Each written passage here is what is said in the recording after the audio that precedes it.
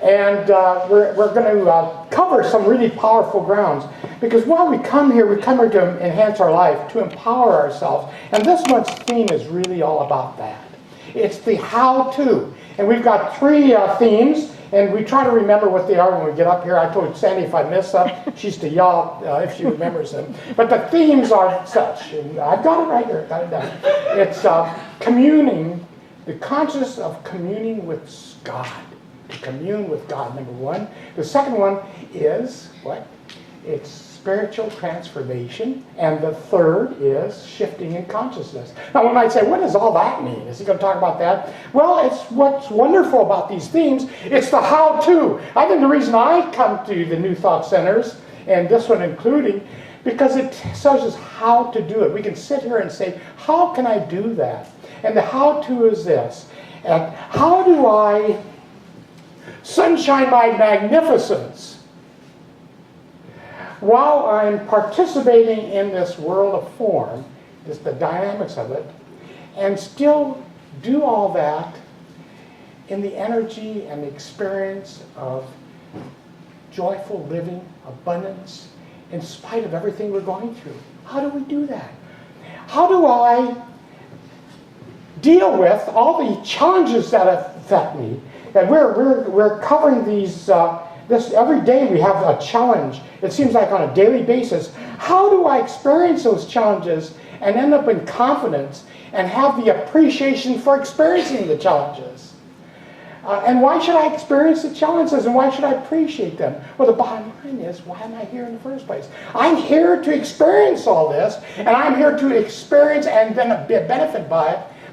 By growing in this consciousness. The other thing is, how do I oversee and how do I overcome this idea of fear and doubt and anger?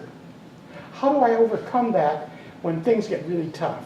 So that's what we're here today, and that's what the August is all about. And we're going to do it. I'm going to do three parts, and the first part, and they're the parts of, I would say the parts that we have to deal with that will get us to where we want to be. The first one is what we say is identification.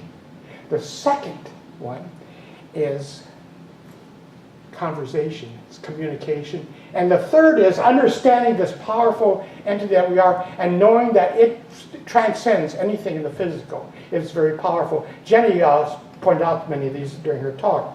Anyway, what I usually do is, before I'm going to give a talk, I go to spirit, because we are that life form of the divine. And so we have access to the dimension of all possibilities. So Angelo, when he's going to give a talk, I tap into this. I use it in my life. And I want it to flow. What am I going to really talk about? And what's kind of interesting, usually I get the ideas. A week or two before I start getting these ideas that we want to talk about. This time it was a little different. I started in mind talking to myself in consciousness. It was nuts. And yeah, don't say well, that figures, but don't do that. But what came into my mind was these questions. Angelo, you have been studying and practicing and teaching this New Thought belief system going on 47 years. Can you come up with one reason why the vast majority of the human species not only do not practice this belief system, they're not even aware of it? Why is that? What is causing the vast majority of the human species to not? It's very simple. He said, stop talking. Stop thinking, and there's nothing you won't understand. Now think about that. Well, we'll talk about that later on. But that's interesting. Does this mean, Angela, you've got to stop talking and say thank you for listening to this school? No, that's not what that's about. And what came to mind was that what the one reason is, and it came to my mind, is that we have taken this idea of spirituality, our relationship to the divine, our relationship to God, who and what we are, we've taken it so badly that we've complicated the issue. It's really simple, but we've complicated it. And how we've complicated it? When I say we, I'm talking about the human species. We've created many, many different belief systems. We've created so many of them. And every one of those belief systems has a rule and a regulation, a do's and a don'ts. And And then if you look at it, and some of them even came up with they create a dictatorship. And the dictatorship is the person in the sky who dictates what we should do or don't do, and it's my way or the highway in spirituality. So then we wonder, why doesn't the vast majority of the human species understand spirituality? Because we've complicated it. It's simple, but we've complicated it. Well, here at the PLC we don't. We realize that everyone here, myself included, we came through the ranks and the different belief systems, and it brought us to this idea of new thought. But what's so neat about this is that we realize when we enter this room, when we come through these doors and come into this sacred space, what do? We leave the dogma, we leave the rules and relations, we leave it outside. Do you believe in that? Let's clap for us, because that's what we do.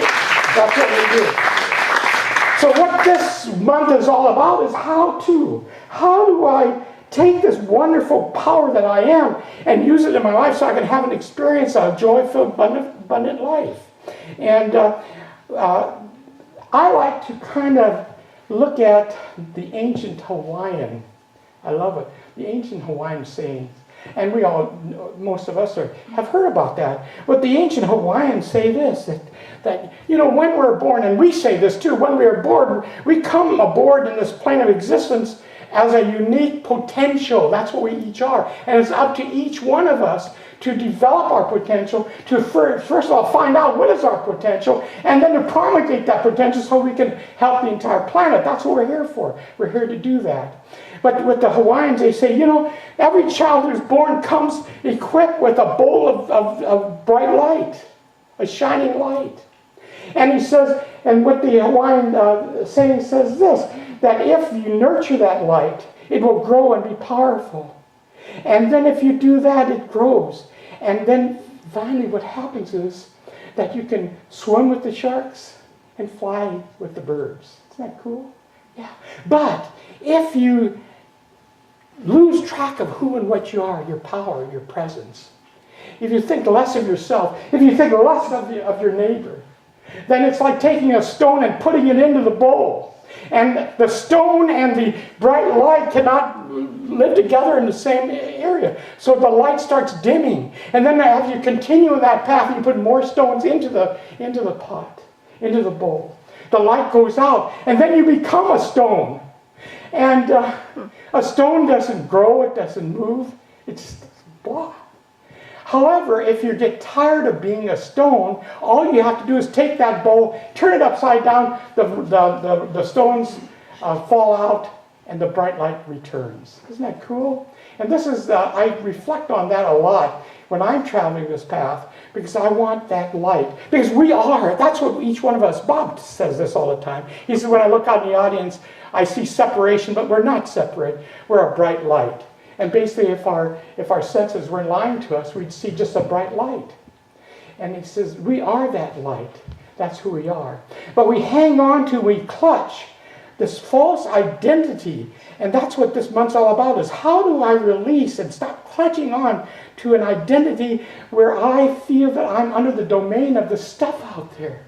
That my happiness depends on the accumulation of stuff, accumulation of relationships.